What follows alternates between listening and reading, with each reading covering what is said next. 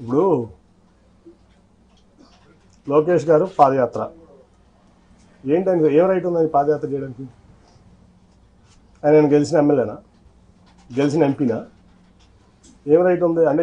చంద్రబాబు నాయుడు గారు కొడుకు కాబట్టి ఓడిపోయినా గెలిచినా నువ్వు ఎట్లా అయినా సరే పార్టీ మీ నాన్నగారిది కాబట్టి నువ్వు ఏదేం చేస్తావా? ఏం త్యాగం చేసావు ఈ సమాజం కోసం, ఈ రాష్ట్రం కోసం? నువ్వు ఒక ఎంపీ వచ్చి నువ్వు ఓడిపోయిన ఎమ్మెల్యే, నువ్వు ఒక ఎంపీ వచ్చి నీకు జీహూదు రావాలా? గెలిచిన ఎంపీ, యాంటీ వేవ్లో గెలిచిన ఎంపీ నీ యోగాలో నేను పాల్గొనాలా? ఎట్లా పాల్గొంటాను? ఏం ప్రోటోకాల్తో పాల్గొంటాను? నువ్వు ఆఫ్టర్ ఆల్ ఓడిపోయిన ఎమ్మెల్యే నా ముందు.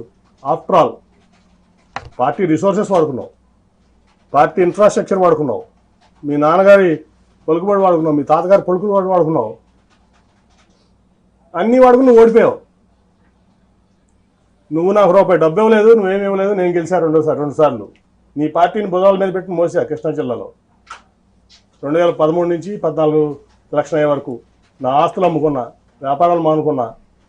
ఏం రైట్ ఉంది నీకు? ఏం త్యాగం చేసావు ఈ పార్టీ కోసం కానీ, సమాజం కోసం కానీ? నువ్వు ఏం రైట్తో యోగాలను చేసావు? ఏం రైట్తో నువ్వు సీనియర్ని శాసిస్తున్నావు? ఏం రైట్ ఉందా నీకు? ఓ 10 సార్లు ఎమ్మెల్యే చేసావా? 10 సార్లు ఎంపీ చేసావా? ఏం ఆస్తి అమ్ముకున్నావు? నేను ఆస్తులు అమ్ముకున్నాను, 2,000 కోట్ల రూపాయల ఆస్తులు. నేను ఈ పార్టీ కోసం అనండి, నా ప్రజా జీవితం కోసం అనండి, నా వ్యాపారం ఆపుకున్నా. నువ్వు హెరిటేజ్ ఆపుకున్నావా? మీ నాన్నగారు వచ్చిన నుంచి ఇప్పుడు వరకు మీ కుటుంబం ఆస్తి అమ్మిందా ఈ పార్టీ కోసం? ఒక అవినీతి పరుడు పంచన చేరి తెలుగుదేశం పార్టీ నాయకుడిని ఇవాళ యువగళం పాదయాత్రలో 3,132 కిలోమీటర్లు పెద్ద ఎత్తున 226 రోజులు యువగళం పాదయాత్రతో పార్టీ జాతీయ ప్రధాన కార్యదర్శి ఒక చైతన్యాన్ని యువతలో తీసుకురావడమే కాకుండా తాడేపల్లి కొంపకి ప్యాలెస్కి వాళ్ళ వెన్నులో వణుకు ప్రారంభమైందంటే యువగళం పాదయాత్రను గుర్తుపెట్టుకోమని జగన్ రెడ్డికి, కేసినేని నానికి తెలియజేస్తా ఉన్నా. రాష్ట్రం మొత్తం యువగళం ప్రజాగళమై, ప్రభంజనమై పెద్ద ఎత్తున యువతని చైతన్యపరిచింది.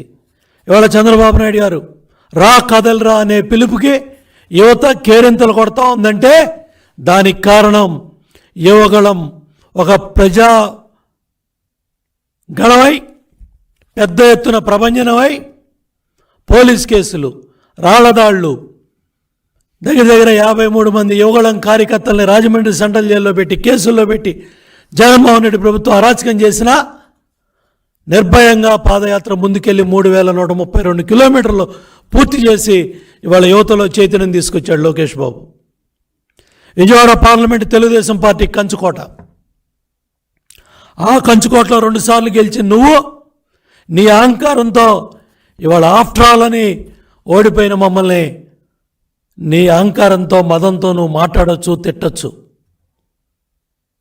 ఎక్కడా దీనికేం మేము ఎరవట్లా, కానీ నీ అహంకారాన్ని ప్రజలు చూస్తూ ఉన్నారు.